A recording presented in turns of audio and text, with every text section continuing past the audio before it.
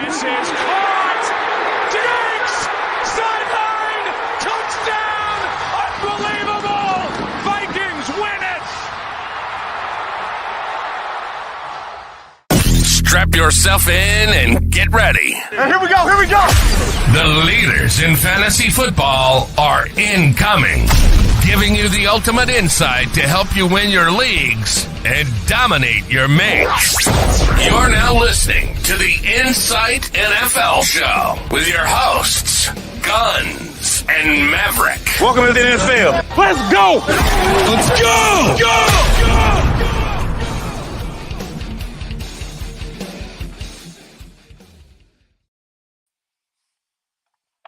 G'day guys, and welcome to another episode of the Insight NFL Show. I'm the Maverick, and we're 11 minutes late, Guns. What's going on here, mate? Just a bit of delay out there, was there? Traffic sucks.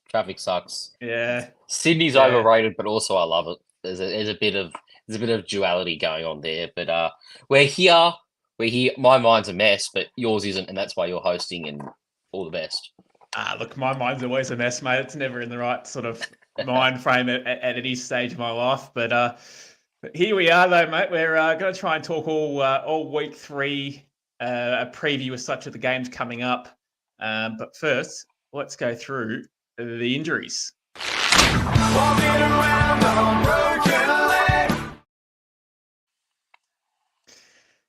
We could be here all night, buddy, announcing the injuries. It's been a big week for it, but I'll start off with 5 names, and I'll get you to give us a comment after that. So we got Pacheco, who's ruled out with a fibular injury. He's out for 6 to 8 weeks as a timeline, headed to the IR. Tua, with another bad concussion, third bad concussion in probably 12 months. He's headed to IR. Indefinite amount. We don't know when he's going to come back. It's a minimum 4, but we really don't know how long it's going to be. Kenny Walker the third, another DNP. It's probably not looking likely that he plays with that oblique injury, but keep your eye out for tomorrow's injury or his practice report for tomorrow. If he lodges a limit practice, then he might be half a chance. But Cooper Kupp, he's out for 3 weeks, 4 weeks. He hasn't headed to the IR, which is good news, but we'll keep an eye out for that one. And Debo out for 2 weeks, which was an interesting one. That was a bit of a surprise. Didn't see that one coming at all. Yeah, so I'll work my way down. So Pacheco out, that sucks. But it probably means that the Chiefs go even more pass heavy. What are you looking at there? Guys like Rashid Rice, Xavier Worthy, and who knows, maybe Travis Kelce will actually score some fantasy points for once. But I think you'll still see a combo of Samaje Perine and Carson Steele. I'm hopeful for Carson Steele to pan out, but I'm wary that he's got to be an undrafted free agent for a reason. We've only ever heard good things about Steele. We haven't actually heard the bad things. There was a fumble last week that he lost. If fumbling's the problem, and that's the reason he's become an undrafted free agent, well, then we're in for probably one of the bigger waiver busts of the season. But look, goal line back, I think you take a chance on him. You're right, mate. I actually really like Carson Steele. I actually got him in a couple of leagues myself, but he's going to be a good one, mate. Proper power back, and doesn't go down in first contact, as I tweeted out today. So should be a good one. Yeah, and P. Ryan will still do pass catching and some carries. I noticed they activated Keontae Ingram onto the active roster ahead of Kareem Hunt. So Keontae Ingram's free. You could go onto your waiver wire right now, pick him up. And I have in a couple of spots, deeper leagues for sure. But if Carson Steele doesn't pan out and he's fumbling galore, they're not going to give P. Ryan every down. And it sounds like Kareem Hunt's depth, right? Yep. Which makes sense because he hasn't really been in an NFL program all off. Well, he hasn't been in an NFL program all off season. So Keontae Ingram's one coach's decision / injury away from having quite a bit of work in this Kansas City Chiefs offense and I bet you in almost all your leagues you could go there right now and pick him up. Tua Tagovailoa. Now that's interesting. We talked about it a fair bit on Monday night, so we'll fly through that one. Wouldn't be starting Skylar Thompson this week, even though he is the starter for the Dolphins, confirmed. The Seahawks have led in one passing touchdown in the first 2 weeks, and that was to who were the quarterbacks? Brissett's not great, and then week 1, Nick's also rookie. So what are you talking with Skylar Thompson? Like, he's a backup for a reason, right? I would be very skeptical in playing him. I think it might be ugly in that regard. Kenneth Walker, I mean, there's not much to talk about that one if he's out. Hopefully you have Charbonnet. Otherwise, you're looking at spot starts to some other guys, which we covered earlier today on the Patreon. I put out a start sit article on there. So if you want to have a read, if you're a reader rather than a listener, that's a good way to. There'll be that sort of thing on the Patreon. Cooper Kupp. Now, what's interesting here is that in the NFL, you get a maximum amount of 8 injured reserve spots, and the Rams have filled all 8 of them. So Cooper Kupp's not an IR because he physically can't be put on there. So he might still be injured. Yeah, but they need him back ASAP, man. If he's good to come in, if he's good to come back in 2 or 3 weeks, they'd probably bring him back. It's probably not looking likely, but at the same token, it seems to be over by the time he actually comes back in. Though that's the only problem. I think it's tanking time. It is an amazing jersey. That's right. This is Anthony Richardson, QB1. I think Benny wants to take off the jersey. I think that's where he's at. There's another shirt underneath, so calm yourself down, champ. And then Deebo Samuel finally. Well, I mean, Brandon Ayuk's probably got to pull his finger out and actually start catching something, because otherwise, it'll be grim for San Francisco. Or Jordan Mason's quite literally doing everything. Yeah. Jordan Love could be back maybe this week, maybe not. He's not far away. His timeline of 3 to 6 weeks is probably looking on the shorter side of things. He's one to watch there, mate. If he comes back in this week, it's going to be handy for every single player you've got at the Packers, not named Josh Jacobs, who is eating on this work so far. Yeah, well, look, if Jordan Love's back, that's great for Jaden Reed owners, particularly. I mean, yeah, Romeo Dobbs as well. He'll benefit for sure. And Jacobs will, it'll be a better offense, so naturally he'll still benefit, even though he's getting 30 carries a game. Yeah, it's just more volumes, what I'm talking about on Josh more Jacobs. Volume, yeah. He feeds on volume, but if Jordan Love's there, he'll get touchdowns. So are you willing to lose 5 carries or 10 carries for the possibility of 1 or 2 touchdowns? Probably. Yeah. Just because it's more fun to see someone score a touchdown rather than 30 carries or 150 yards. I take 20 for, 100 yards and a touchdown, personally. What else have we got here? We've got AJ Brown, who's he's probably out, to be honest. He's not playing this week with that hammy strain. Yeah, with that hammy strain, he's probably going to miss time. One to watch there moving forward on AJ Brown. Good to hear that Amon-Ra St. Brown's good to go. He logged a full practice today, so he'll be a full go for this weekend, you'd imagine. Same with Jefferson too. Jefferson logged a limited practice, but should be good to go too.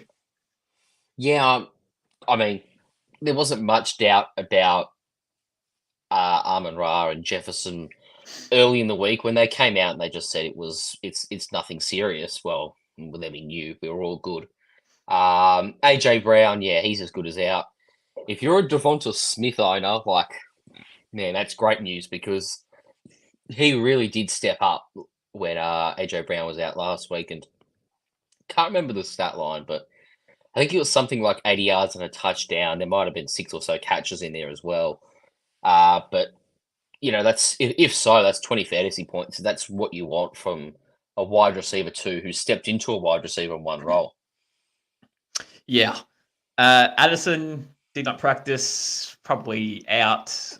If you've got Jalen Naylor, we'll probably get to that in the preview, but it's good news for him to a degree, but you probably don't start him anyway.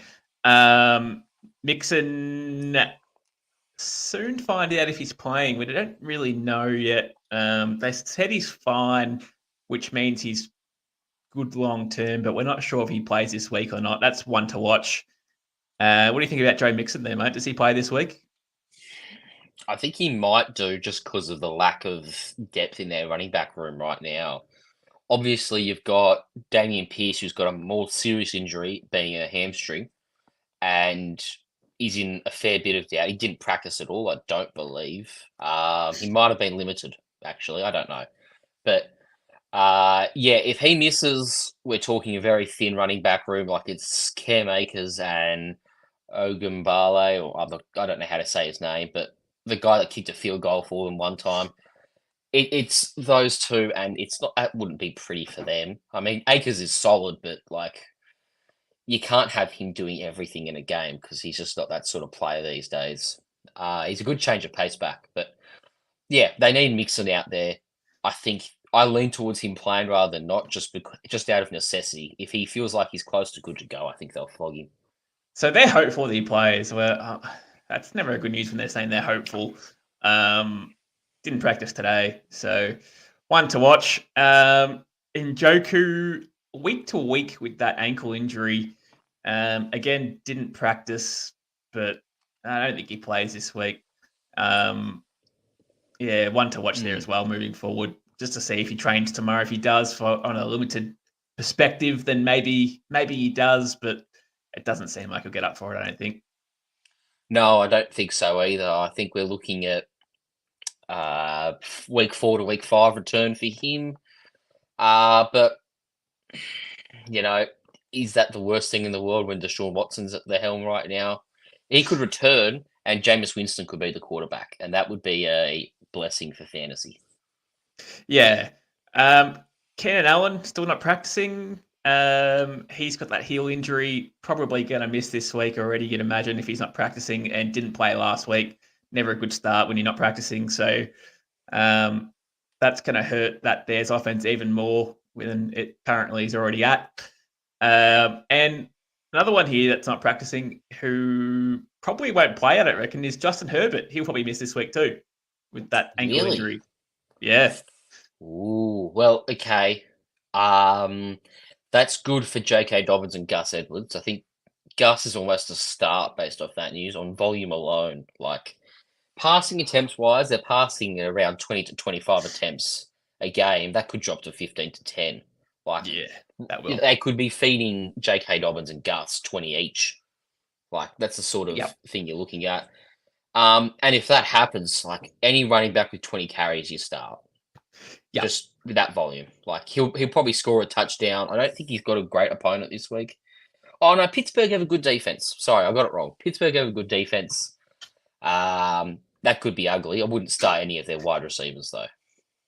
Yeah, no, I definitely agree with that, mate. And 2 more players to watch here that didn't practice today that should be okay, but still wants to monitor. CD Lamb didn't practice, and neither did DK Metcalf for that hand injury. So, look, they should be okay. There's no real concern of missing this week, but just one to watch.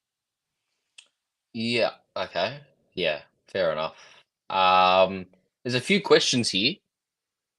Let's just answer a couple of them now. Yep. Trade Dobbins, Drake London, and Samaje Perine for Jamar Chase and Blake Corum. Well, I would say no. I'd say no. I think Jamar Chase, it's a redraft league as well, I should mention, full PPR. If it was Dynasty, we're talking, it's a different story. I think I lean towards the Chase Corum side. But Dobbins, Drake London, and Perine, like, Perine's a 1B for the Chiefs right now. Dobbins is favourite for the comeback player of the year, and is he leading the league in rushing? Probably. Yeah, he is. Yeah. And Drake London, like, he'll still have his games. Kirk's getting better. Even in week 2, there was still a fair bit of improvement from Kirk. Like, yeah, we're getting there. And I think by week 6, week 7, he'll be close to 100%, and then the offense will peak. And I reckon Drake London will be scoring quite similarly to Jamar Chase, whose offense is stagnating right now. No, I wouldn't do that trade either, mate. You're probably giving away too much for a guy who hasn't really performed to this point just yet. He's got a second one in there as well, trading Tank Dell for Jalen Waddle. Absolutely not. I'm not taking anyone on the Dolphins not named Tyreek Hill because of their situation. I would, because There Tank you Dell's go. doing sweet nothing right now, and the situation's great. Why change that? Like, he's got 4 catches across 2 games. He's got more yards rushing than receiving right now. I'm smashing the trade button. If someone's offered me that, I'm taking Jalen Waddle. Well, they're probably both in a situation where you can't start them week to week at the moment. Oh, Waddle's still a gun. It's just that Sure. there's a Tyreek Hill there. I'd still be comfortable-ish. I'd be comfortable starting Waddle just because, Gun it's to the head, is Miami. he scoring more than 10 points this week? I don't think he is. I'll say he is, and it's against my own team. There you go. There you go. All right, so should we get into our second question here, which was trade CD for Brees and JT? If you're in a team where you're very comfortable with trading a top wide receiver in CD Lamb for 2 superstar running backs, then absolutely. So if you can elevate someone off your bench that is taken that should be starting, then yes, I would probably do it. Otherwise, you could probably just trade Brees Hall for some pieces anyway. He's that good. But yeah, just depending on where your team's at with that one, mate. Otherwise, yeah, I wouldn't do it if you're wide receiver heavy, or I would, but if you're wide receiver needy, then I definitely wouldn't. Yeah, that's right. Like, you have to have depth at wide receiver, or just absolutely nothing at running back. Like, I suppose, like, if he's just lost Pacheco, and I don't know, let's say his RB2 was Zamir White, like, that's grim at running back. Yeah. So I'd do that for sure. But Yeah. it's in that sort of special circumstance where I don't is the only one I do that trade. Now, I will. We have a couple of questions there. I do recommend everyone jumping in our Discord as well. I believe the link will be in the comments or is linked to our channel below. Come in the channel, mate. Speak some crap with us during the games when they're on. If you have any sort of dilemmas that you want to talk about as well, the chat's there. It's really an open forum to chat whatever you want with us and other members in there as well. So join up. We'll try and get the chat going. And yeah, any chance you have to talk to the guns is probably a good thing. Yes, and quickly also, if you're looking for more content and being a bit more accessible to us, I would thoroughly recommend subscribing to the Patreon. We're talking. There's NBA, NBL, Big Bash stuff. There's NFL. We're on there, of course. And then for your winter footy codes, which, of course, it's the wrong time of year for that. But everything's on there in even more depth. There's even more stuff. And I think for NFL, it's $5.95 a month. It's pretty cheap. So, yeah, go in there, sign up. Quick, there's a couple more questions that we'll answer these 2, and then we'll move to the preview. Question for you, Mav, not me, only you. Would you trade Mixon and Daniel Jones for Anthony Richardson in a full PPR league? Yes. All day. If it's Superflex, absolutely. If it's one QB, probably not. But then again, Danny Dimes, if you rostered him, then it's not a one QB league, it's a Superflex league. So yes, I would. Again, it depends on where you sit with your running backs. If you can elevate someone off your bench to come straight back in, absolutely. Anthony Richardson will have weeks where he will outscore both those players based off a high volume rushing week where he scores 1 or 2 rushing touchdowns. So, mate, I'm a firm believer of trying to get the best QBs fantasy wise into your team because they can set you up for a big score. Now, I know I'm an Anthony Richardson stan, but I'm going to take the devil's advocate on this one. Don't do it. No, I wouldn't be doing that trade from from a Anthony Richardson lover because Joe Mixon at full pelt gets a hell of a lot of carries, right? Oh yeah. Like he got 31st game, and if he wasn't injured, he would have had 20 last week as well. And he actually looks pretty good. Like there was some allegations he could be washed, but he's not. And Daniel Jones, like, if it wasn't like he had a solid game week 2, and if it wasn't for the fact they had no kicker, they're 1-1, right? Sure. And I just don't think he'll lose the job because the backups, like they would have moved off Daniel Jones by now. I just feel like they know what they're getting in Daniel Jones. If you think you've got something better in the backups, they would have taken him out. Yeah. So I just think there's the job security there for Jones, and there's some rushing upside to him still, just because he's vanilla Vic, right? And Joe Mixon's getting tons of workload. And yeah, I know there's this comment, 30 games and got injured. And look, he probably can't do 30 carries a game, but even if you drop it down, I probably still wouldn't. Yeah, fair enough, mate. We'll see how that one pans out, but it's a great trade. If you're a true AR fan, you would do it in a heartbeat. Just saying, I agree with him, mate. So anyway, let's get into our game preview, week 3 preview, brought to you by the Standard Squeeze. Let's preview the game for the week ahead. It's time for Game Talk. Game Talk. So the first game of the week we've got, which is tomorrow morning, Patriots at Jets. Now I'm going to start the Patriots side here, mate, and it's a very, very tough matchup for Ramondre Stevenson. But the first couple of weeks, he's just been the bulk out, getting carry after carry after carry. I'm afraid that he might be touchdown dependent just in this matchup alone, but he's probably still an RB2, you imagine, coming into the week. I think we're at a point where you just don't sit Ramondre. Now, I'm still not the biggest fan of him, right? But he has carried the offense on his back, and he's done a hell of a job. This is screaming a real grinding game, and I think it could be won in the running backs department. Now, I know you're up against Breece Hall, but, you know, he's been okay to start the year. Fantasy-wise, he's been good, but in terms from an NFL perspective, he's been solid. And, well, here you go. Apparently, they've lost a bit of their O-line as well, the Patriots. So that does hit Ramondre.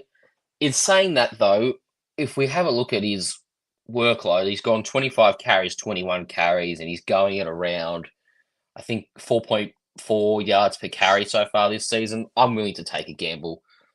Just start him. He's pretty safe. He'll get the same workload, and it should get him to around 10 to 15 fantasy points.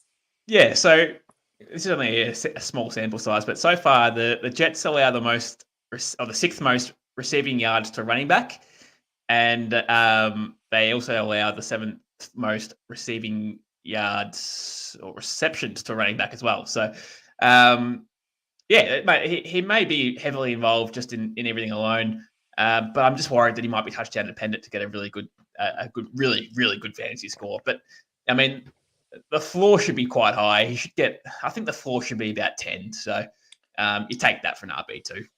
Well, you certainly don't sit that, do you? No. Other than that, on the Patriots side of things, mate, I'm not starting anyone else. Hunter Henry might come into consideration, but I don't think I touched that at all. He had one good week, and I just don't believe that's going to happen. And they've got no one there at the receivers that you should start anyway. So I'm not starting anyone there, mate. Watch this be the Jalen Polk breakout game. That's how it works. Everyone sits him after starting in the last 2 weeks, or depending on him a little bit too much, and then he'll come out and have 4 catches for 100 yards and a touchdown. That's how it works, as always. Yeah. Now on the other side of things, mate, I'm looking to see a breakout game for this year, not in his career, but a breakout game for Garrett Wilson. Mate. I'm sick of his subpar scores. Aaron Rodgers has been okay. He hasn't been sensational. His mobility's been a big problem for him, but it's time for Garrett Wilson to go pretty large against an average secondary at most. I mean, they allow the 4th most receiving yards to wide receivers so far this year. So it's time for Garrett Wilson to go nuclear, mate. Well, I'll get an excuse prepared just in case, and that is Christian Gonzalez is a lockdown corner. Sure. You'd hope that Garrett Wilson can still break out of that, but look, he's clearly the wide receiver one. He's getting plenty of volume. He's just got to do a bit more with it. And every week that Aaron Rodgers is playing in this offense, they'll keep getting better. I think this is a great opportunity in a primetime game to put the league on notice and for Aaron Rodgers to say, "Hey, remember me? Yeah, I'm that Hall of Famer. Remember?" And that will naturally elevate Garrett Wilson as well. Yeah, absolutely. It's a tough one though because they've been yardage-wise, the Patriots' defense has just been coughing up yards to wide receivers left, right, and center, but they've only given away one touchdown. So. It's one of those ones where, look, I don't really care if Garrett Wilson doesn't score a touchdown or not, but I want to see those 7 catches for 100 yards is probably what I'm looking at. If he scores a touchdown on top of that, fucking beauty. But I want to see him heavily involved, mate. He was probably drafted to be probably an early round, late round, first, second round pick. So he needs to be more involved and take that next level as a fantasy option because so far it's been pretty grim. Well, Grim's strong. It has. He has it 12 and 10. That's not too grim. It's not Jamar Chase. No, but we know Jamar Chase has had his own problems. But well, he's got a 40-year-old off an Achilles tear at quarterback. Yeah, it's not great. Yeah. Anyway, but let's say you're in a really deep league. And you've got Braylon Allen. Like, he's just had a big game last week. And for some reason, they're giving him some sort of workload.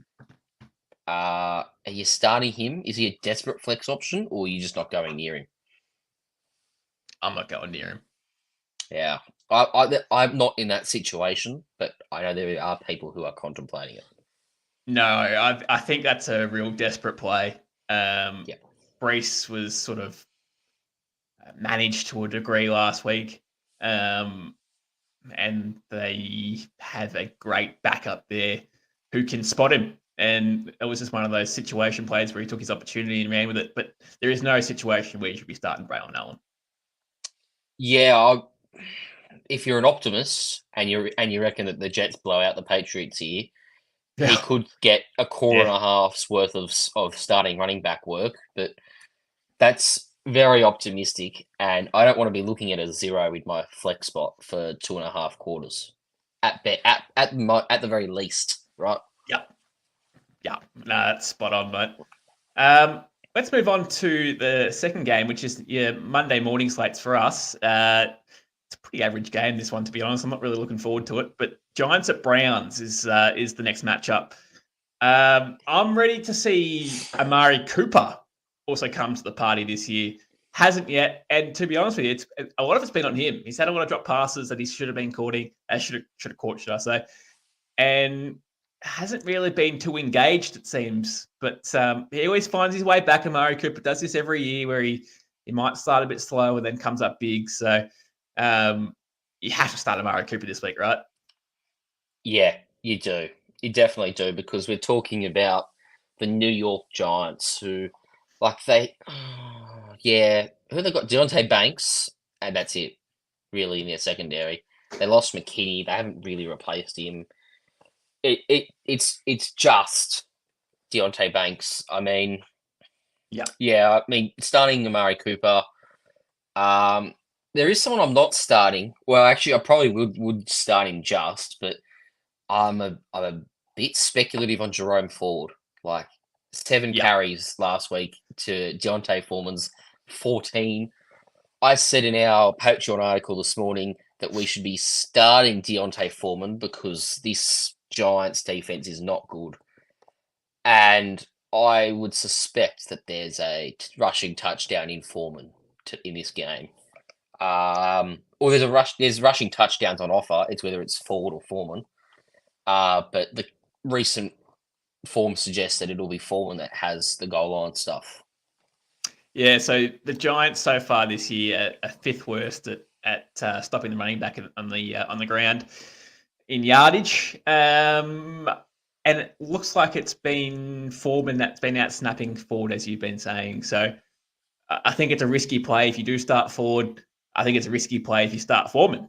I think either way, it's probably going to be pretty risky. It might be a 50-50 split where you might be lucky to get a touchdown at a Foreman or Ford, depending on who breaks out for that or gets goal line carry. If it's goal line carry, you'd probably imagine it'd be Foreman. But I still think they're both risky plays. They are risky plays, but if you're in a desperate situation at running back, I think I'd be starting Foreman over Ford. Would you be in the same camp, or would you be still leading Ford? If I had to pick one, I would probably pick Foreman, just based off the touches last week. We were saying in the preseason that Jerome Ford as a 3-down back's a bit too good to be true. Like, he couldn't handle it last year, and it's showing that he can't this year. So, yeah, look, I mean, for where you drafted him, it was worth the risk. It just hasn't panned out, really. No, I agree. Also, on the Giants end of things, I'm starting one man and one man only, and that's the neighbour, Malik Neighbours. In saying that, is he going to put up a good score this week? It's an okay matchup. It's nothing really too bad, but I'm not too worried about his floor. I mean, let's have a look. I mean, what did Daniel Jones attempted 28 passes last week? I believe 19 of them were to Malik Neighbours. So, in terms of, like, that's a 67% target share just about there. Like, that's ridiculous.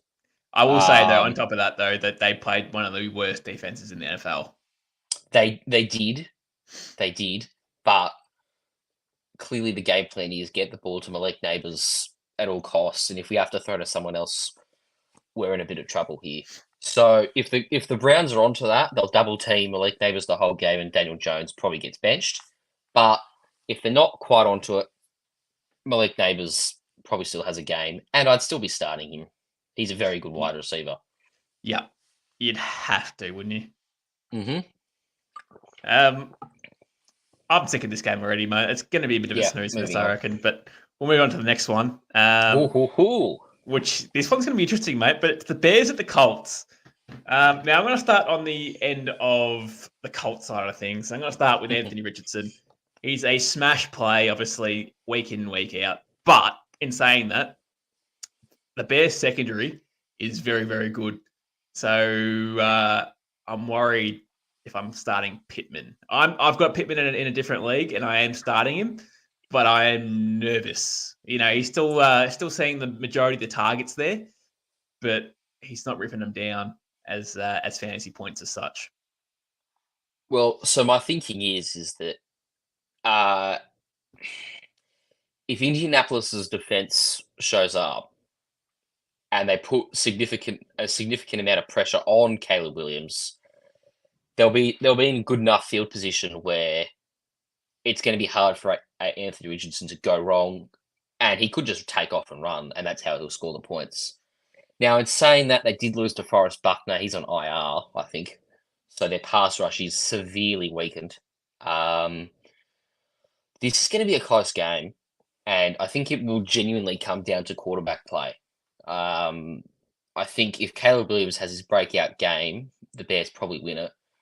But if Anthony Richardson just keeps putting up some highlight reel sort of plays, I think there's a potential for a Colts blowout or a close win for the Bears. Is probably how I see this game panning out. Yeah, and it's a shame that Anthony Richardson so far, well, especially in week 2 anyway, should I say, didn't have that massive rushing game. He's pretty much behind the best O-line in football at the moment as well. So that is obviously good news if you're a JT owner and a Richardson owner, because the upside's there for high-end rushing numbers for sure. But yeah, as Benny said there in the chat, Downs is back this week off that high ankle sprain. He'll play in the slot, and hopefully that does help out a bit of short yardage for Richardson, because at the moment it just seemed like it's just deep ball threat. Which, yeah, that's pretty much right. And having someone who's a second-year receiver, not always having to rely on AD Mitchell or Alec Pierce. I still think Michael Pittman's being under-targeted, but that should sort itself out, we think. Quick one here from Ben. Josh Downs, Tank Dell, or Jerome Ford, who are you starting this week? I'm going to be rolling with Tank Dell this week. I'm rolling with Downs.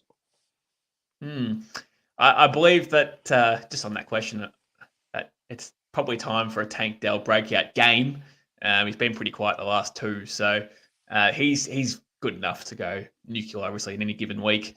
So we're talking upside here. I'm taking the guy who's got the biggest upside out of those three players. Yeah, Josh Downs. On the Chicago side of things, what the heck do you do with DeAndre Swift? You bench him. You can't play him. There's no way you can play him at any stage at the moment. You can't play any of them at all. At the way he's going, he actually might lose his job to maybe a Khalil Herbert or something like that, because he's been horrendous on the ground. But keep in mind, the O-line's been terrible in itself as well. So it's hard to get anything going on the ground when they can't block. And in the air as well, which leads me to my next question. We're sitting Roma Dunze, right? Yes. Yeah. If Keenan Allen plays, you're sitting Keenan Allen? Yes. And I'm not even going to ask if you're sitting DJ Moore, because you just don't. Because he's probably drafted as your wide receiver one. Yeah. Or two. But yeah, you have to play your best. You have to play your best, but that's where we're at. I will say that the Colts do allow the third most receiving touchdowns to wide receivers so far this year as well. So let's see if we can get DJ Moore in the end of one, because it's probably about time that this offense, well, has enough time to actually get it downfield, but gets their best weapon involved as well. The O-line needs to be good, or else it's going to be a slow year again otherwise. Yeah, I don't know how Chicago fix that O-line quickly, other than getting the actual players just to get better. You can't change personnel at this point. Not easily. Yeah, it's an interesting one. Let's move on to the next game, mate. We've got Texans at the Vikings. This one's an interesting one. I'm going to start on the Vikings end here. Do you start, if you were in a situation where you had, there'd be guys out there will obviously have Aaron Jones and Ty Chandler. Which one do you prefer to start this week? That's an excellent question. I mean, you've got the pass catching safety in Aaron Jones, but Tyler Chandler is around in the ground game. Tyler Chandler's not going to see a catch, right? So it's basically, do you think Tyler Chandler can score a touchdown in this game? I lean towards no. Yeah. So therefore, I'm starting Aaron Jones. Even though he had more carries than Aaron Rodgers last week, you're not too scared about Ty Chandler stealing Aaron Jones's work? Or eating into it as more should I say? He will eat into it, but I still think Aaron Jones's pass catching elevates him above Chandler. Ty Chandler went at 82 yards on 10 carries, but had no receiving work. Yet Aaron Jones had 9 carries for 32 yards and 5 catches for 36 yards and outscores Ty Chandler, even though from a non-stats perspective, just looking at the stats and not taking fantasy into account, Ty Chandler's had the better game. Yeah.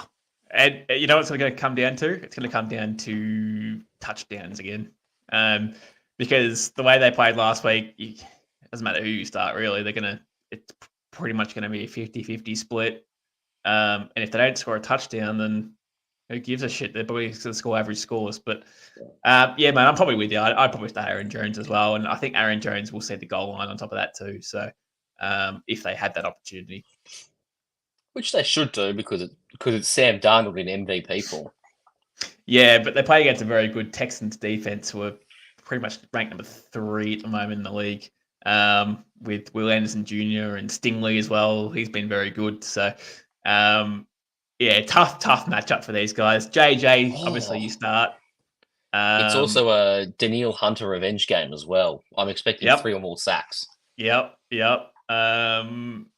Naylor would be a desperate play. No, he's not a play. He's not a play. It'd be a real desperate dart throw. There's nothing going his way. I'm going to put it out this to you. In Superflex, would you roll with Sam Darnold as your QB2? Yeah. Would you start him? Well, he's not going to lose the job, right? He's playing every game, and he's got Justin Jefferson. Oh, this week? I thought you meant long term, sorry. No, just this week, sorry. This week? Yeah, why not? Justin Jefferson. You would?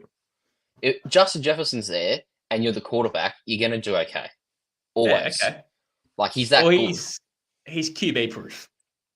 He's QB proof, but like, when you're QB proof, someone's got to give you the ball. Sure. And so Sam Darnold's going to get points from that. I understand he's playing a very good defense. I would say San Fran have a pretty solid defense as well, though. Yep. And he still put 20 points on them last week.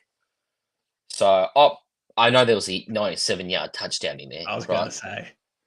But like, broken play. That's what it is. You can look at that from both ways. You've got Justin Jefferson who can do that at any given moment, or it's a fluky play.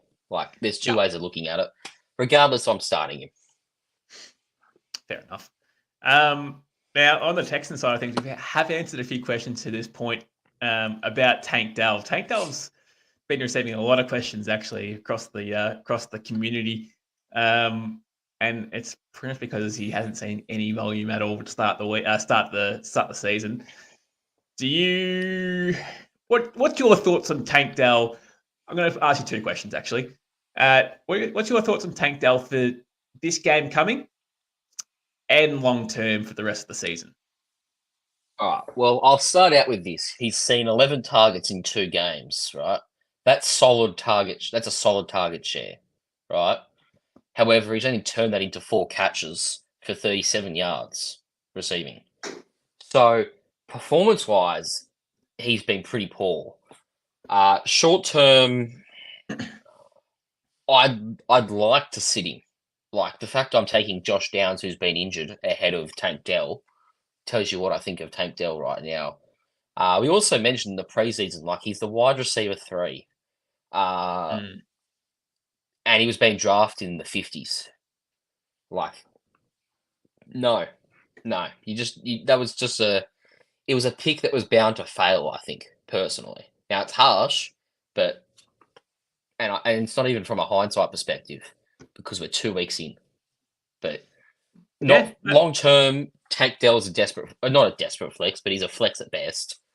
And this week he's sitting. Yeah, mate, fair enough. On top of that, Stephon Diggs, I don't know what you do with Stephon Diggs this week. I don't think I play him, but he'd be a flex play if you do. But again, I feel like he's very touchdown dependent, mate. I know he had 2 in that first week and didn't see much of it in week 2. So it feels as though Nico Collins is the alpha wide receiver 1, and then Stephon Diggs will give you that little pinch hit. 4 or 5 catches a game potentially, with possible touchdown work on top of that. Well, so what I think is that he's the number 1 red zone receiver. He's their number 1 target in the red zone, as evidenced by all these short yardage passes he's taking. Now, that doesn't translate. It translates well in terms of his ceiling, right? Like, he could have games where he has 3 touchdowns, but consistency is not in his favor. Now, you mentioned there's a weak Colts secondary. I lean towards starting him because, I just think like, part of me says that Nico Collins isn't going 3 games in a row with 100 receiving yards. Yeah, Yeah, that's fair enough. You know what? As well, I'm going to put something out there that's going to be quite controversial, but I'll actually start Dalton Schultz this week. Yeah, right. Run me through that. The Vikings haven't been great at stopping the tight end so far this year. They allowed, I think, the sixth most receiving yards and the seventh most targets to tight ends. So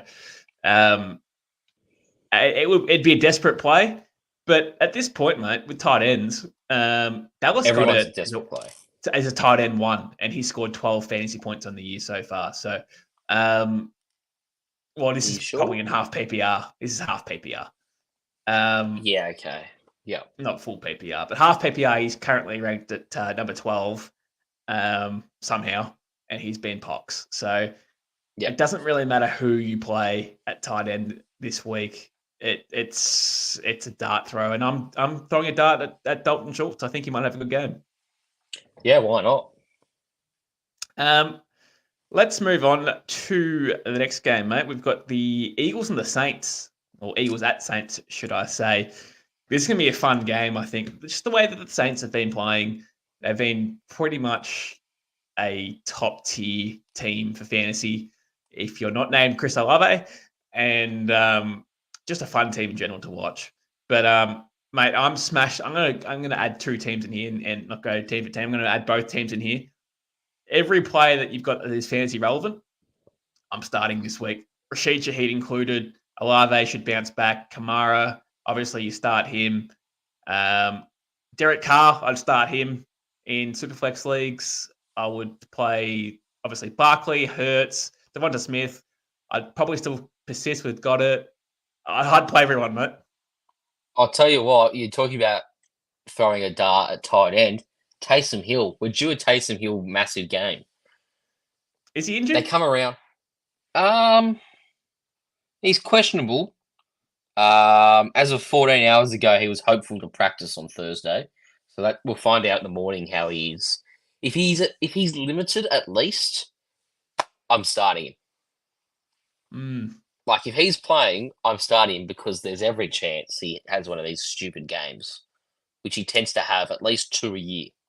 Yep. And the Eagles defense so far has been so pox. They put no pressure on the QB at all. Their pass rush has been awful, but their secondary's been terrible too. So I would probably back in Shaheed for another long ball touchdown. The way that Cousins has been slinging it around. But I will say though, on the Eagles side of things, I as much as you would play everyone, and you have to play everyone in this game, that Saints defense has been fucking solid. With the Honey Badger there as well. They've got a really solid defense. Yeah, their secondary is amazing, isn't it? Marshall, Lattimore. Is Justin Simmons there? Or is he somewhere else? Is he at Atlanta? Yes, he is. Okay. There was some talk he'd go to the Saints, but I couldn't remember where he ended up. But regardless, Marshall, Lattimore, and Tyrann Mathieu, that's a ridiculous secondary. Yeah. So it's one of those things where you probably still play these guys, but it is one to watch. I wouldn't expect the world on the Eagle side going big. Like Devonta Smith could have a stat line of 3 for 45, for example, and no touchdowns. It's going to be hard, but looks like the tush push is sort of back, and looks like Hurts' rushing game is sort of back as well. So he could have some upside there in going large on the ground. Yeah, the tush push isn't perfect like it was last year. It's not perfect. It's not but perfect. It's back. It's there. But Jalen Hurts is running more freely rather than forcing himself to run. Like he's running in his moments, and it's worked really well so far. Saquon, again, I have no concerns about Saquon. Like he's got a chip on his shoulder now after dropping the game winner last week. If he's running angry, I mean that 33 points he scored in Green Bay, that might be looking small. Yeah. And for all you gamblers out there, gamble responsibly. I'm just going to quickly check the Shaheed anytime touchdown market because I'm probably going to back him in for that. You do that, and I'll give you some Shaheed numbers as well. 4 catches, 96 yards, and a touchdown last week. Three catches for 73 yards and a touchdown the week before.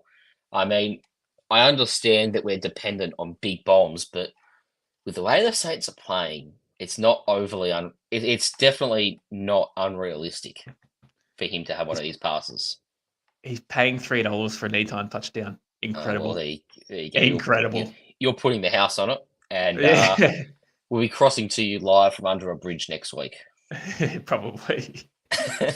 But yeah, no, fun game for fantasy, that one, mate. That's going to be one to watch through these 3 a.m. slate games. That's going to be awesome, that game, I reckon. Yeah. Moving on, this is going to be a snooze fest, this game, but Chargers at Steelers. This could be the most run-heavy Chargers team you'll ever see for the week. They could have 40 carries between each other, maybe even more. Yeah. I mean, is it possible they activate Cavani Viddle just to mix it up and have 3 running backs alive? Yeah, definitely. Yeah. But then it's again, not unrealistic. The Steelers defense, mate, a pretty top tier in itself as well. Like TJ Watt is a serious talent. Yeah, they've got TJ Watt, Cam Hayward, Alex Highsmith. It's a hell of a defensive line, right? Yeah. They're all top 10 in their position. I would hate to come up against that, but they've essentially got no choice. They've got Joe Alt there as well, who I don't know how, but I don't think he hasn't allowed a sack yet from memory. No, he's been very, very good. Yeah, no, he's been very good. Yeah, and if J.K. Dobbins, who's favourite for comeback player of the year, and then Gus Edwards, he's always a bruiser, and he will squeeze yardage out from anywhere, right? Yeah. They're going to have to run the ball a hell of a lot because, as we mentioned, Justin Herbert might not or unlikely to play.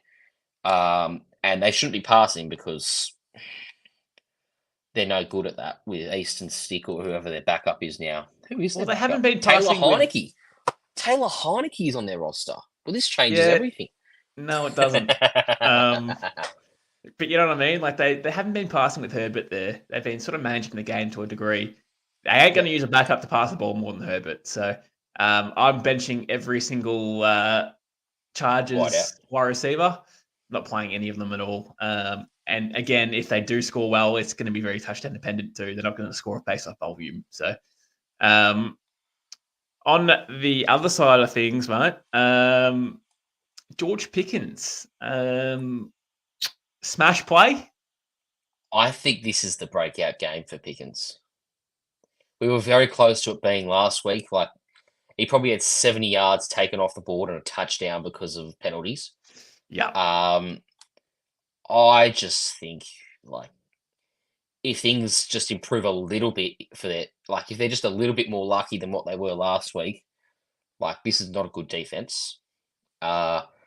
Is Joe I don't know. I don't think they have much defensive pressure. I think it's just Khalil Mack. I think Bosa's injured. Right. And secondary, like it's Derwin James and that's it, right? So yeah. I reckon George Pickens goes over 100 yards. Najee Harris, do you play him? Do you start him? Yeah. He's dominating the backfield and he's actually playing pretty well too. Like 70 yards week 1, 69 yards week 2. He's not doing much in the passing game, which is unfortunate because you've got a Jalen Warren and Kadarius Patterson, but he's a touchdown dependent back, and I think he scores one this week. Warren, do you play Warren? No, I don't think you do. I think I'd play the Muth though. Really? How come? I think I would, mate. As I said, this defense is okay. It's nothing solid by any stretch. But again, they allow the 8th most targets to tight ends. So the Muth only needs a couple of red zone looks in, and he could. That's 7 points, right, or 8 points plus the yardage. So I'm going to back him in again on a gambling perspective. Gamble responsibly, but I'm probably going to take the Muth for another anytime touchdown as well. So, and I haven't minded what Fields has done so far this year. He's been pretty good. He's getting better game by game. So I think they have to roll with Fields for the rest of the year, even when Russell Wilson becomes healthy. He's just been very good at game managing, and he's looked really comfortable at quarterback, hasn't he? Yeah. Wow. I've loved what he's done so far. And again, mate, as I said in previous pods, he's in his 5th year. You're going to get a good look at him this year and see what he can do. So keep playing him. You know what Russell Wilson's going to give you. He's old now, so you're not going to find anything new. Russell Wilson gives you what Justin Fields is giving you exactly at this moment, but that's the maximum for Russell Wilson. Yeah, Justin Fields has the upside to be an elite dual threat quarterback. Or at least fantasy dual threat, maybe. But, and I would start him too in your Superflex in 2 QB leagues as well. So most definitely this week I'd start him. Let's move on, mate. We've got the Broncos at the Buccaneers. We can be quick through this one. I'm going to say it right now, mate. I am not playing Mike Evans. It's probably a big call, but Pat Surtain we covered this, is in the house, and he is probably the best corner in the league. If it's not him, it's McDuffie. It's one of the two. Devon Witherspoon. No. Who said that? But no, I would bench Mike Evans if you look. I'd start him if you have to start him. If you've got no other better options, then you probably need to start him and hope that he scores. But if you've got like a George Pickens on the bench or something like that's startable, or a better option, Tony Pollard on the bench if you can play him in your flex, stuff like that, I would play over Mike Evans, a bit more of a safe play. And not to say Mike Evans have a shit week, but I just don't want to take the chances on Pat Surtain. No, he's a proper lockdown guy, isn't he? And there's just we went through the data on Monday. You just don't start wide receiver ones against Pat Surtain. Chris Godwin, however, oh wow, 3rd big game in a row probably. He could eat. He definitely could eat. And mate, this has been a fantastic comeback for him. Not comeback, but come back to fantasy relevancy, to being a top tight wide receiver, because he'll probably score another decent score this week and carve out a role. What I would watch though on the Bucks is if Rashad White does play, and if he does, he might be limited to a capacity on a snap count. That is one to watch. He does have that lingering groin injury. He did practice today, but I dare say they'll probably use Bucky Irving a bit more this week. Yeah, he's been okay, Bucky. I think Denver's ground game run defense is not good, so there's touchdowns on offer here for running backs. If Rashad White is ruled out, I'd be starting Bucky Irving over Mike Evans. Yeah, absolutely, mate. Absolutely. Yeah. And generally you do anyway when their top running back is out. You generally, well, if they're a decent or half decent backup, you do that anyway, I'd say, generally speaking. But because you get a full workload out of them. So yeah, mate, I spot on 100% agree with you on that one.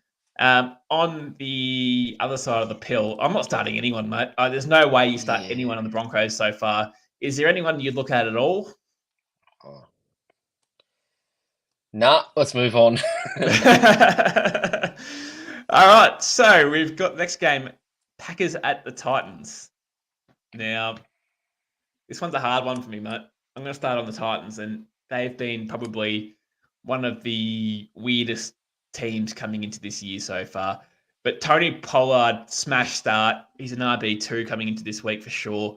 Tajay Spears is okay, but Tony Pollard's better. And he's probably been that Tony Pollard that we've been hoping for out of the Dallas Cowboys when he was there.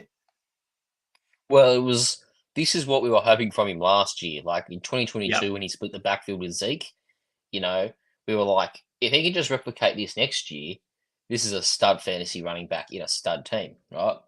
Well, that didn't happen because they gave him quite literally every single carry and he burnt out too quickly.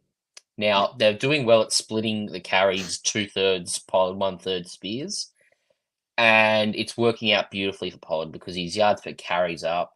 His touchdowns are, well, he's got he's got a rushing touchdown, sorry, but he's also an above average pass catching running back too. So he's a borderline RB1 for me this week. Yeah, no, I agree, mate. I agree. Other than that, do you like Calvin Ridley? Do you play Ridley? Yeah. Wide receiver Probably have to. 1. He gets a pretty good target share, and it seems that they might use him in some creative ways on the ground. Are you worried that D-Hop is becoming near full healthy and we'll see more snaps this week to take targets off Ridley at all? I think he takes them off Tyler Boyd. I mean, Okay. Tyler Boyd's had 10 targets in 2 weeks. I don't see that maintaining. Now, look, I'm interested to see when Hopkins gets fully healthy, what he could be. I actually dropped him in a couple of leagues this week on the waivers, just because I preferred a Carson Steele over him, which is weird to say that. But anyway, that's where we're at. But in our League of Insight, I decided to keep him. I didn't need to make any moves as such, and kept him. So see how he goes, mate. I don't think he's completely washed, but we'll soon find out where he's at, I reckon, in the next couple of weeks for sure. Yeah, if he's fully healthy, like if he's not appearing on injury reports like he has been for a little bit, and his input's not improving, then yeah, he's washed and he's done. Yeah. As it is with most Tennessee wide receivers that were legends at one point. Or are Yeah. legends. Yeah, but even like Will Levis, for example, he's made a few bonehead plays as well and stuff like that. You take out those boneheaded plays, they're 2-0. Ah, absolutely. So absolutely. But it's like he can fix those very easily. He could, and that's just throw the ball away. Throw the ball away, or just don't. Or take throw the the ball away and don't throw the ball away at the same time. Yeah. Don't throw a lateral as you're being sacked, and don't. If you're trying to throw the ball away, make sure you really put some air on it. Yeah, if you're halfway getting to the ground, mate, just take the sack. Just take the sack. Cut your losses. Take the sack. Yeah, you got punters in it for a reason. They'll kick it far enough. Yeah, exactly. On the Packers side of things, we still don't know anything about Jordan Love if he's playing or not. I'd say probably not, but let's say that he's not playing. What do you do with the Packers? Do you like anyone in particular outside of Josh Jacobs that you would play? No, we can keep that one brief. Cool. I'm with you, mate. I would not play anyone either. Let's move on to the next game, and this one's probably going to be very, very interesting, and probably, honestly, probably my, well, I'm not going to say game of the week, but it's Panthers at Raiders. Panthers at Raiders, mate. Yeah. Now, there's 2 guys I want to talk about in particular that have been poor. One hasn't been his fault. One has been his fault. But I still think you're playing this week. And that is, they're on 2 different teams, but I played Deontay Johnson this week with Andy Dalton. I think he gets involved. And also, I played Zamir White this week. They're coming up against a really poor Panthers run defense. I think you back him in. He's still seeing the volume, and I think you still have to persist. Well, we haven't actually mentioned Bryce Young being benched, so let's address that for real quickly here. What on earth do they do with Bryce Young? Is he just gonna? We talked about it on Monday, but that was just speculation. We didn't even know that this was actually going to happen.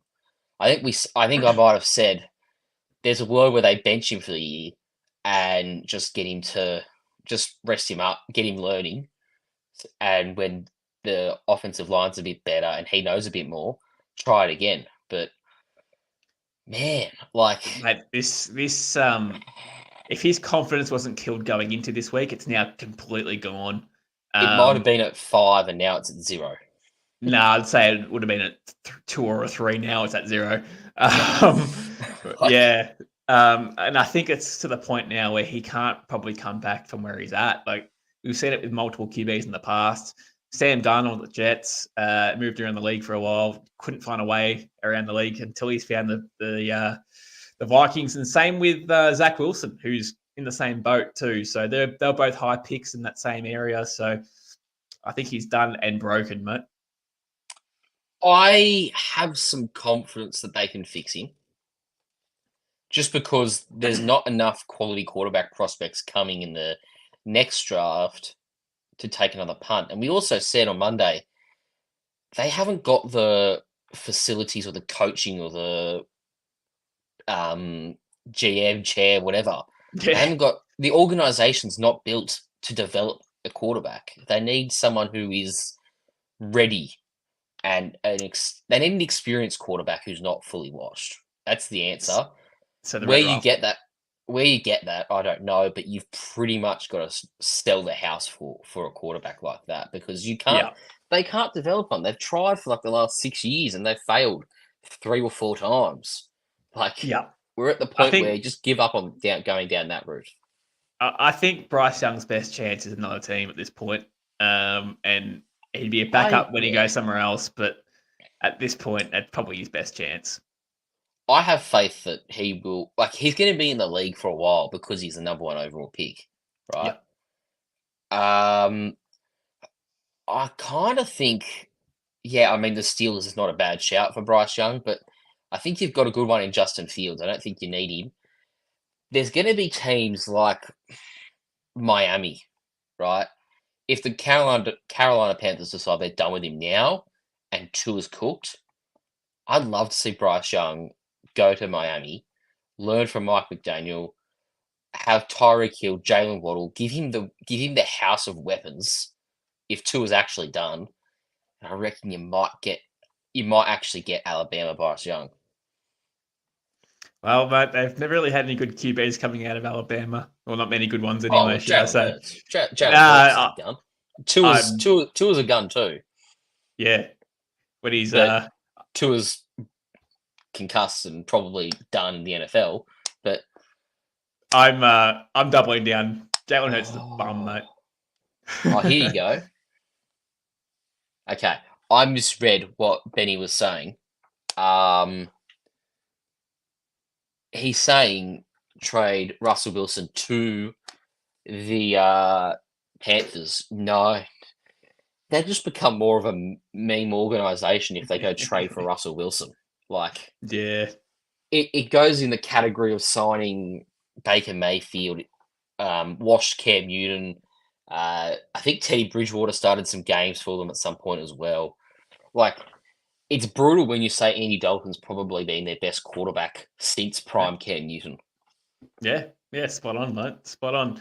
But back on track here, mate. What do we like? Do we like Deontay starting this weekend? Do we like Zamir White starting this week? Do we like that shout? I like Deontay. I also kind of like Xavier Legette. I just think I get as a flex play. I get he had no catches last week and no targets either, which is alarming. But we've gone from a broken man at quarterback to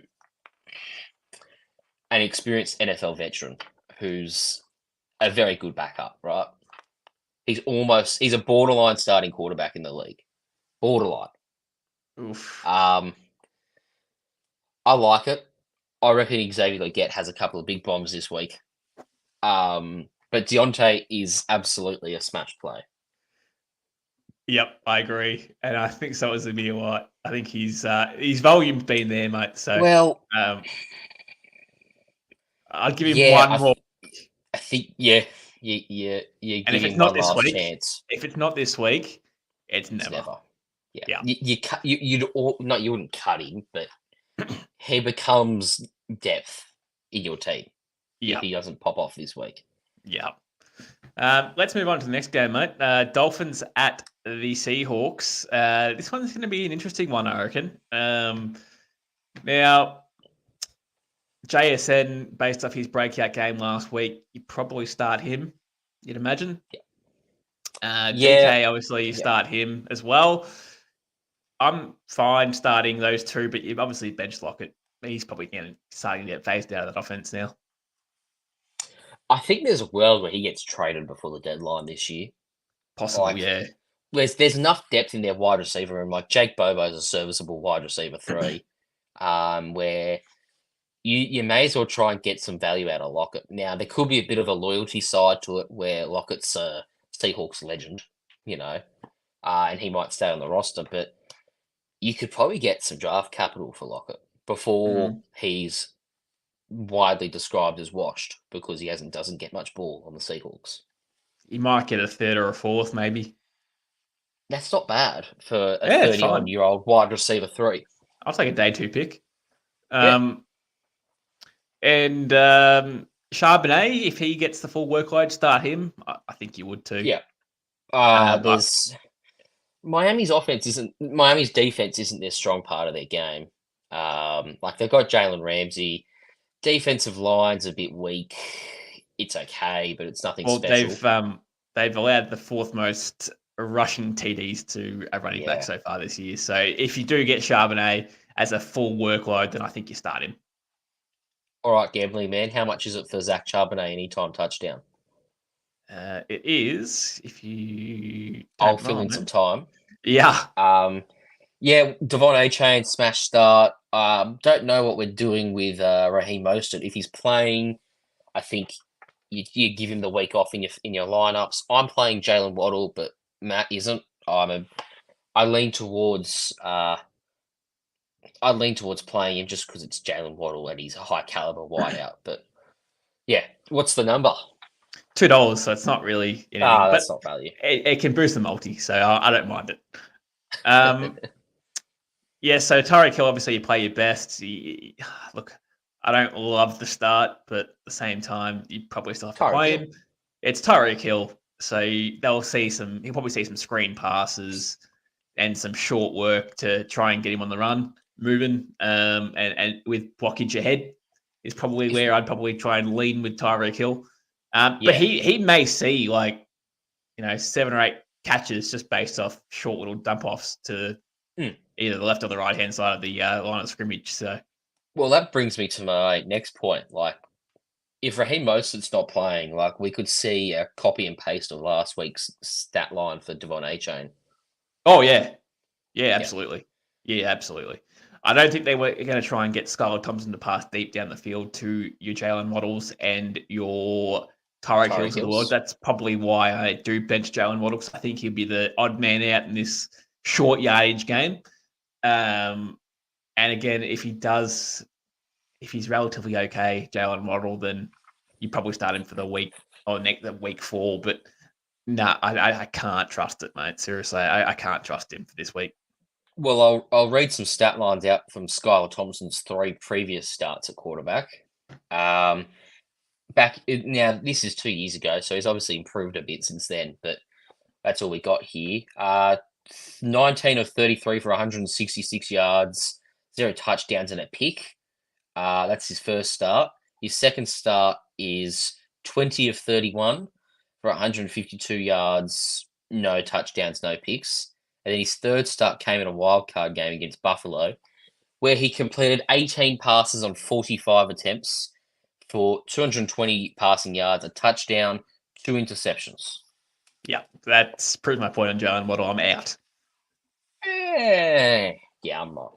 No, but he's got to get to 220 yards. He's got to get to 200 yards somehow. Yeah, I'm out. Johnny Smith, do you start him? Probably not.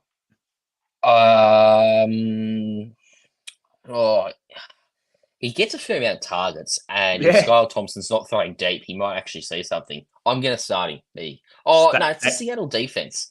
They've only allowed 1 passing touchdown in 2 games. No, not starting. I'm out on that too. Let's move on to the next game, mate. It's the Lions at Cardinals. This will be a good game. Now, Sam Laporta at this point has been a massive bust. Massive bust.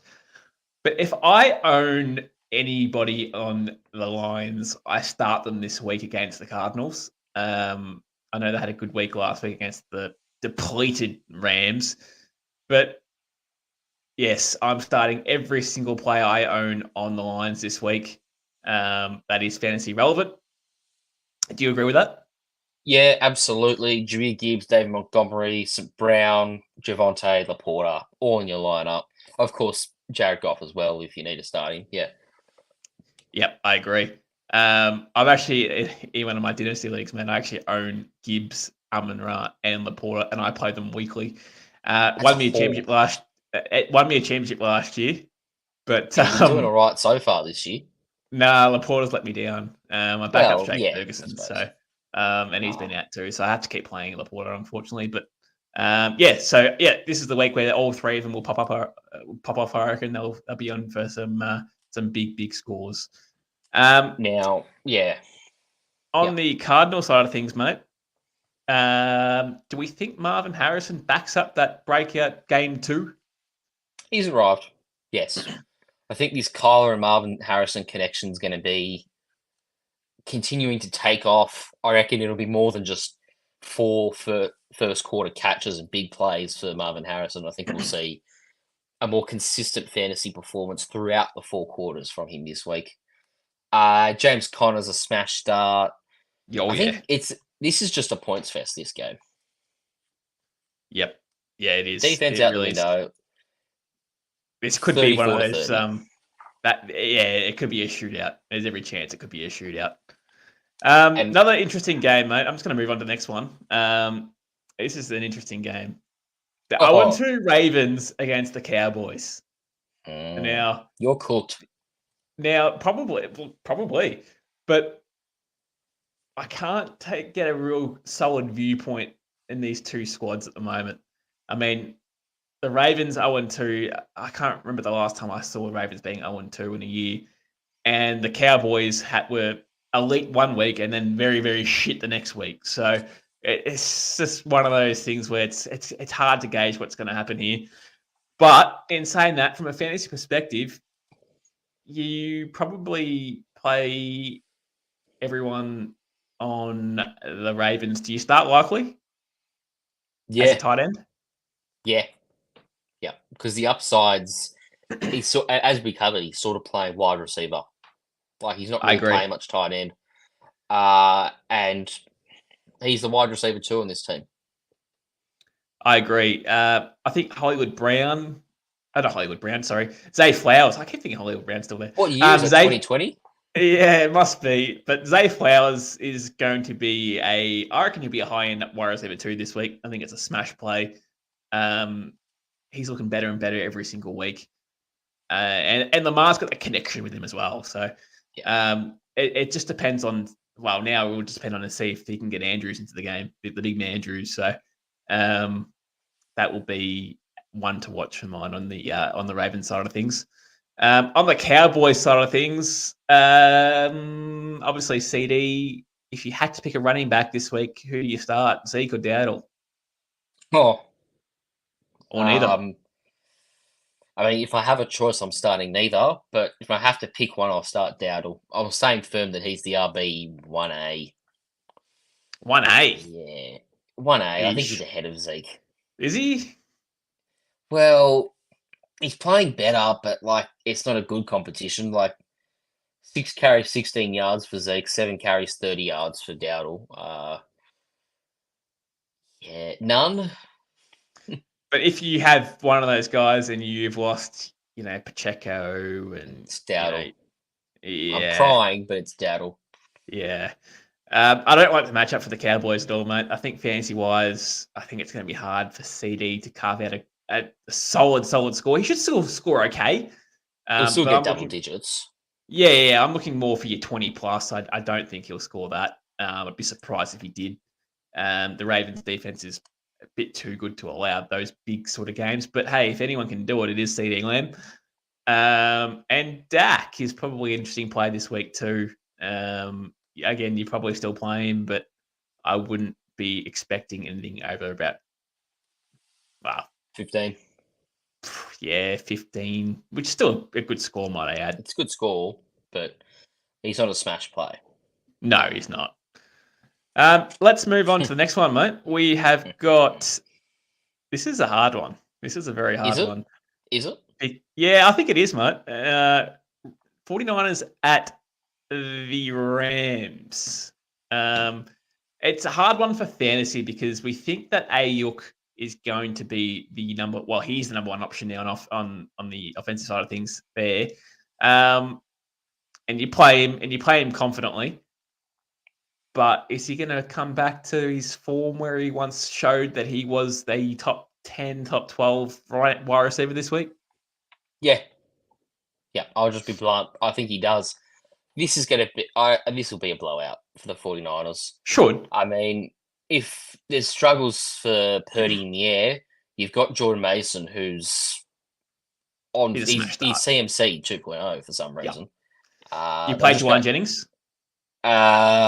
Yeah, in a deep league, yeah. Like, if you're playing Juwan Jennings, things have gone wrong for your team. But in terms of flex options, he's not a terrible one. What else have we got here on the 49er side? If Kittle's fit, oh yeah, he's fine. Yep. Yeah, he plays. Yep, playing Kittle, playing Purdy, playing Mason, playing Ayuk, and probably lean towards playing Juwan Jennings. Niners, I mean, not the Niners, the Rams. Kyron Williams, Demarcus Robinson, that's it. I agree. And even that, it's going to be hard, man, because they've lost 2 offensive linesmen. Yeah. Stafford might die this week. Stafford might die. Demarcus Robinson will still have close to 10 targets, in my opinion, just because he's the only one that has a strong rapport with Stafford. And yeah, I'm just worried about him getting the ball out in time. It's probably more the yeah. I mean, 10 targets doesn't necessarily translate to 10 catches, does it? But no, it doesn't. There'll be enough target share for Demarcus Robinson that you justify starting him. Let's move on to the next game, mate. Chiefs at Falcons is a tough one. Should be a ripping game, though. This should be a ripping game for a neutral perspective. Now, I'm going to start with the Chiefs, and we have to start with this guy, but Carson Steele, do you start him? Well, what have the Falcons done against running backs? So who did they play this week? They played Philadelphia. Barkley got nearly 100 carries, and then week 1, Najee got nearly he got 70 yards, and I think Kadar Patterson spelled in for a few as well. And Justin Fields, had like 60 rushing yards from memory too. So yeah, you start Carson Steele because he's, according to Andy Reid, the RB1. Yes. He's not going to get passing down work, so he's touchdown dependent. Yes. He will see probably in the vicinity of 15-ish carries. Yeah, I'm happy with that number. And if he can carve you out 4 yards a carry on 15 carries, it's okay. Good. It's pretty good. It's okay. And if he scores a touchdown on top of that, not bad. Not bad at all. Rashee Rice, safe play this week, I think. I mean, they've been okay, the Falcons' defense, or secondary as such. But they do allow the 6th most receptions to a receiver this week. And you'd imagine that would be Rashee Rice getting involved. Kelsey, you probably still play this week, obviously, but he needs to bounce back something shocking. Benny called at the start of the year that he said he was washed. But he's one to watch, mate. I think he'll have a bounce back game this week. On the Falcons side of things, what do we think about the Falcons? Do we believe in Drake London? I know he had that one drive last week where he scored pretty much 3/4 of his fantasy points. Do we believe that Drake London will back that up? He's a start. That's he sees me McDuffie. Dodging the question. Yeah, I think you still have to start him. I mean, who have the Chiefs played the first 2 weeks? Cincinnati. Jamar Chase. Yeah, it wasn't a great week for Chase, no. And then the week before, it was not likely. It was Zay Flowers who had a solid week. You still start. I don't think it's going to be incredible, but I think it's still double digits, 10-ish. Yeah. You start that. Bijan, he'll do everything. Start. Do you start Kirk Cousins? No. You bench Kirk Cousins. If you have to start Kirk Cousins, or you're in a position where he might need to start for you, that's not good. I'd be looking elsewhere. So the Because he's Chiefs not have been fantasy allowing the second most passing yards to QBs so far this year. Yeah, okay, fair enough. Now, Interesting, huh? they did play Lamar Jackson and Joe Burrow. And Joe Burrow was average. Joe Burrow was average. It was average Joe Burrow, but that's still better than Kirk Cousins at this point in his career. Mm. I'm Keep that playing. not. Okay, all right. Well, we'll find out soon enough, won't we? Yeah. Outside of that, you've probably played Pitts and everything like that still. So anyway, Oh, yeah, probably. you probably have to. I mean, Mike Gesicki went big, and Isaiah Likely went big the week before. So you probably have to. Maybe Kyle Pitts has his breakout game. Yeah, possibly. Let's move on to the next game, mate. Jags at Bills on Monday night. No, it's a Tuesday morning one for us. Tuesday morning, sorry. So two games on Tuesday. Yeah. I'm going to start with Trevor Lawrence, mate. I'm ready to see Trevor Lawrence sort of just be competent. Well, he's been competent, but that's not worth $50 million a year. Become elite. Well, you're paying him $50 million a year. You want him to become elite, not $50 a week where he's been just competent. So I want to see him get all three options going. I want to see Gabe Davis. I want to see Christian Kirk. I want to see Brian Thomas all be somewhat fantasy relevant this week. Do I think it's going to happen? Probably not. No, but I do think this is the Brian Thomas breakout game, though. I wouldn't play Christian Kirk. No, I think Brian Thomas is the wide receiver one on this team now. I agree. Mate, Christian Kirk had -1 yards last week. That's a massive concern. So I agree, mate. Brian Thomas is the play, and you bench everyone else. Etienne, I want to see him sort of bounce back. He's been okay. He's been solid. He's been solid. He's been okay. I mean, the numbers have been solid, but watching him accumulate those numbers has not been pleasant. Yeah, I haven't really been, honestly, too impressed with it. But anyway, let's see how he goes this week. If Evan Engram is starting, you're playing him, right? Yes. Yeah. Well, you have to. He's the tight end one, probably. At this point, he's probably second in line for targets. Maybe even first, just because Brian Thomas is a deep threat rather than a always reliable pass catcher. Yeah. I'm happy to start Evan Engram almost every week, just based off his role in this team. Yeah, just whether he's fit or not. I agree. On the Bills side of things, mate, James Cook smash start as always. Do you play any Bills wide receivers this week? Shakir, do you play? Yeah. For me, he's the most consistent wide receiver, therefore making him the wide receiver one. I don't think he will go sub 10 very often, just with the way that just because he's playing in the slot. And Josh Allen's got to throw the ball to someone, and he's not throwing it to Keon Coleman or Curtis Samuel or Mac Hollins. Or Kincaid. Or Kincaid. So it quite literally leaves James Cook and Khalil Shakir. And Shakir's, I'm a bit biased, but he's been their best wide receiver this year comfortably, in my opinion. Yeah, and that's not really saying much either, might I add. He's just looked NFL competent when the others haven't quite. Yeah. Let's move on to the last game of the week. It's just another Tuesday game. It is the Commanders at the Bengals. I'm going to start with the Bengals, mate, and I am starting every single player on the Bengals that is fantasy relevant. I wouldn't go as deep as playing, what's his name? Eos? Yeah, whatever his name is. I wouldn't go that deep, but I'd be playing Zach Moss this week in a favorable matchup. Jamar Chase should have his bounce. Probably not. I'm probably more starting Zach Moss with goal line carries. Jamar Chase has been turds to this point so far this year, has seen some tough matchups, but he should bounce back this week in a big game. Yeah. I'm expecting 20 plus, mate, to be honest with you this week. And I think the focus point of training for the whole week is to get Jamar Chase the ball, especially due to his outburst last week, late in the game as well. So, look, I hope he hasn't been a cancer in training, but at the same time, you have to get your best weapon the ball. So he's going to be in for a big, big game.